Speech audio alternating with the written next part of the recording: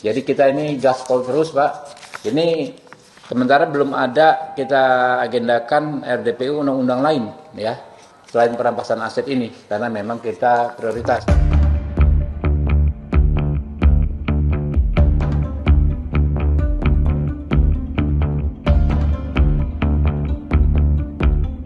Komisi 3 DPR menegaskan tetap memprioritaskan pembahasan rancangan undang-undang atau RUU perampasan aset. Ketua Komisi 3 DPR Habibur Rahman pun membantah anggapan bahwa DPR menolak pembahasan RUU tersebut.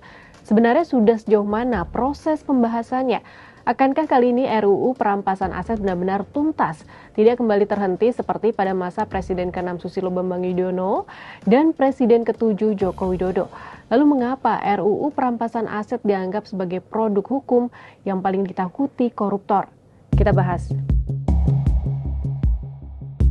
Ketua Komisi 3 DPR Habibur Rahman Senin 13 Juli 2026 mengatakan, hingga kini Komisi 3 telah menggelar rapat dengar pendapat umum atau RDPU selama 3 masa sidang. Sebanyak 24 elemen masyarakat telah dimintai pandangan, sementara 8 institusi dan tokoh lainnya dijadwalkan menyampaikan masukan pada sisa masa sidang. Habibur Rahman mengatakan salah satu isu paling krusial dalam pembahasan RUU perampasan aset ialah mencari titik keseimbangan antara kepentingan pemulihan aset atau aset recovery dan pencegahan penyalahgunaan kewenangan oleh aparat penegak hukum. Pertama, perdebatannya adalah soal bagaimana menyeimbangkan antara kepentingan aset recovery untuk kerugian keuangan negara dengan agar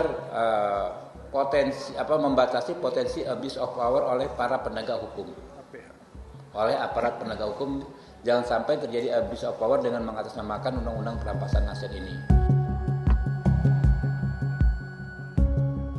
Desakan agar RUU perampasan aset segera disahkan semakin menguat setelah penyidik Polri beberapa waktu lalu menemukan barang bukti berupa 74 kg emas batangan dan uang ratusan miliar rupiah dalam kasus yang menyeret ex-Jampitsus Kejaksaan Agung Febri Adriansyah. Guru Besar Fakultas Hukum Universitas Jenderal Sudirman Hipnu Nugroho Minggu 12 Juli menilai, kondisi ini menunjukkan pentingnya RUU perampasan aset agar negara lebih mudah menelusuri dan merampas aset yang diduga berasal dari tindak pidana, termasuk korupsi dan pencucian uang. Meski demikian, ia menilai pengesahan RUU perampasan aset pada akhirnya bergantung pada keberanian politik pemerintah dan DPR. Tantangannya adalah merancang aturan yang efektif, memberantas kejahatan, tetapi tetap menghormati hak asasi manusia serta asas praduga tak bersalah.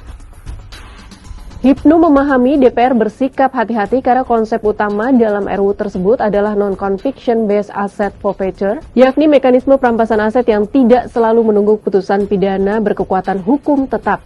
Konsep ini berbeda dengan sistem yang selama ini berlaku di Indonesia, sehingga membutuhkan perumusan norma yang sangat cermat agar tidak membuka ruang penyalahgunaan kewenangan.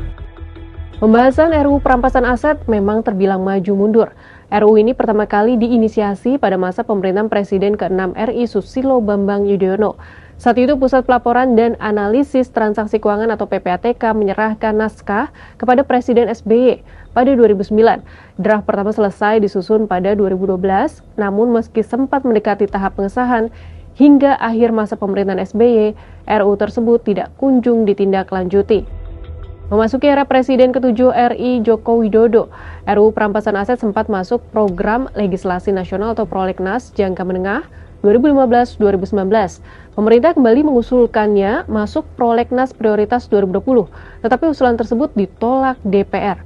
Puncaknya pada Mei 2023, Presiden Jokowi mengirimkan surat presiden atau surpres kepada DPR agar segera membahas RUU perampasan aset. Namun hingga masa pemerintahnya berakhir pada 2024, RUU tersebut tetap belum dibahas. Kini pada era Presiden Prabowo Subianto, RUU perampasan aset kembali masuk prolegnas 2026 dan DPR menjanjikan pembahasannya rampung tahun ini. Pada Januari 2026, Komisi 3 mulai membahas draft RUU tersebut. Selanjutnya pada Februari 2026, Wakil Presiden Gibran Rakabuming Raka menegaskan komitmen pemerintah untuk mendukung pengesahan RUU perampasan aset. Sahabat Kompas, perjalanan RUU perampasan aset telah melewati 3 pemerintahan tanpa kunjung disahkan.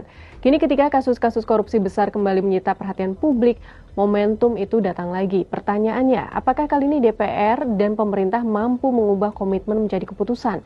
Atau sejarah kembali terulang? Rakyat diberi PHP alias hanya harapan palsu?